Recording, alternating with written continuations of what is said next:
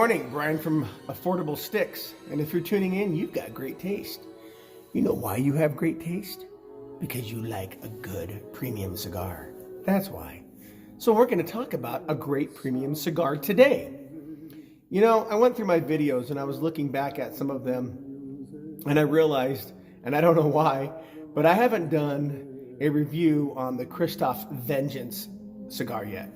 Now this cigar is really interesting, and I do smoke these ones a lot.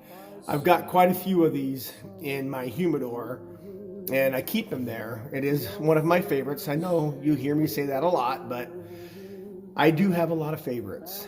At least 5 top cigars that are my go-tos. I think everybody does. I enjoy all cigars, okay, except acids or something crazy like that. Those aren't cigars. Those are stogies. So a good premium cigar that is one of my go-tos is definitely the Christoph Vengeance. What's interesting about this cigar is it did some changes a while back. The old Christoph Vengeance used a Brazilian Maduro wrapper. The new Christoph Vengeance uses the Connecticut broadleaf wrapper. It's a very fat, thick wrapper that when you pick it, it just gets darker, and then they age it, you know, at a temperatures of like 155 degrees. This one is a Toro, which is my favorite size, and also Robustos, which is another favorite size, but I'd normally pick a Toro. So, yeah, I'm gonna light this. You wanna watch me light this? No, I'm just kidding. I won't put you through that again. So, letting her breathe a little bit, just thought I would talk about the tasting notes on this cigar. Now, I've smoked this cigar several times, and I really enjoy it. Those aromas, those senses. Oh, this thing just smells so good. It's a dark one. This is a nice, dark Connecticut broadleaf cigar. This just makes it fantastic. This tasting notes on this, there's a handful of them. But one of the ones that kind of struck me as funny, and this, I don't think I've had it in any other cigar, is graham cracker. Graham cracker. Graham cracker. What am I having, a s'more over here or something? Espresso bean. It's got a very dark espresso bean. And, you know, sweet notes, of course. It finishes off with a sweet note when you're drawing on it. Creamy sweet note. But that graham cracker, that chocolate, that mocha with the dark espresso bean, it's fantastic. One of the things I probably don't talk about enough is pairing. You know, cigars are paired with a lot of great things, you know, coffees, even sweet things like root beer, you know. But a lot of it, you know, most of the time is going to be paired with either wines or liquor. So, but I don't drink alcohol. So I can't really pair these with, you know, hard liquors, you know, bourbons, whiskeys, scotch. A lot of these cigars are definitely paired that way, and they taste great that way. And it complements the scotch, whiskey, bourbon, or whatever you're smoking that complements that, and also complements the cigar. So I'm sure a lot of you already know that. I'm positive most of you already know that. But, you know, you can also have these with, you know, a good sweet root beer. You know, tastes really good with a lot of these, especially the Maduros. Coffees. You want to stay away from things that are bitter. That's the trick there. Don't drink a tea without something sweet, you know, in it. Honey's a good thing to put with cigars. There's, you know, honey in some of these cigars, you know, honey notes.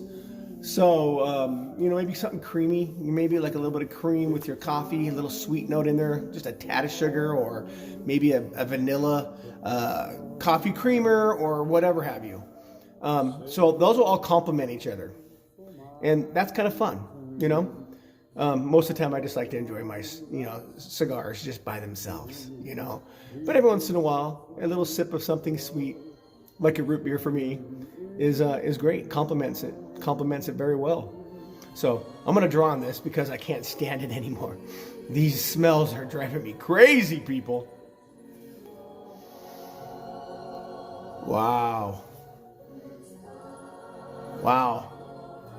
I really do like the Christoph Vengeance. You know, I don't think I've really had a bad Christoph cigar. There's quite a few of them, and they're all pretty good, and they're all put together pretty well. So you really can't go wrong with them, to be honest with you.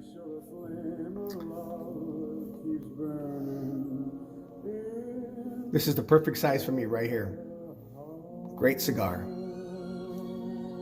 I am a definite Connecticut broadleaf fan, but I wonder what this would have tasted like with that Brazilian Habano, leaf on this. Things that make you go,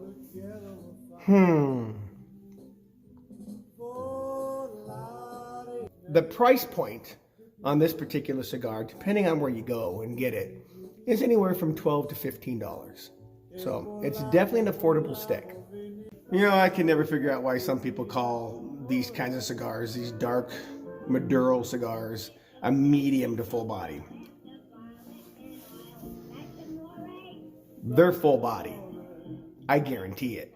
If you're somebody that smokes a natural cigar most of the time and you go and smoke one of these, you're going to notice a difference right away. Like a lot of cigars, especially Maduro cigars, this cigar definitely does balance out better once you get it to about this point right here. Halfway through the cigar. It's perfecto. Have you ever heard that phrase, close but no cigar? That cigars used to be a fairground prize. When you go to the fairgrounds and you play those games that you never seem to be able to win at because they're all rigged. But you win something, and you get a little stuffed animal that's worth about 5 cents.